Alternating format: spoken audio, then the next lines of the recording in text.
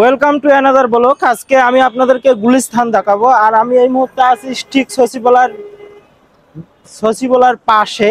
তো আজকে আমি আপনাদেরকে গুলিস্তান হকার মার্কেট দেখানোর চেষ্টা করবো। যে যেখান থেকে আমাদের ভিডিওটা দেখতেছেন অবশ্যই ভিডিওটি শেয়ার করবেন এবং আমার ইউটিউব চ্যানেল ফেসবুক পেজটি ফলো দিবেন। যারা টিকটক থেকে দেখতেছেন অবশ্যই টিকটক আইডিটি ফলো দিয়ে পাশে থাকবেন। Let's go.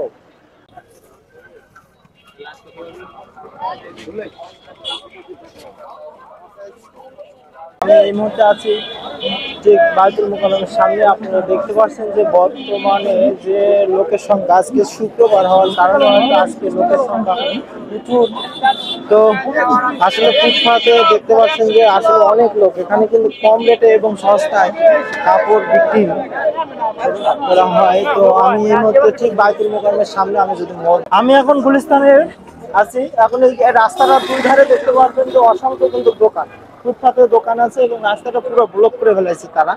তো দেখতে পাচ্ছেন এখানে কিন্তু কম রেটে আপনারা শার্ট প্যান্ট কিনতে পারবেন। বা এই ঈদের জন্য অবশ্যই যারা ঢাকায় থাকেন তারা অবশ্যই এই গুলিস্তানে আসবেন। আসলে আপনারা ফুটপাত থেকে সুন্দর সুন্দর জামা কাপড় কিনতে পারবেন।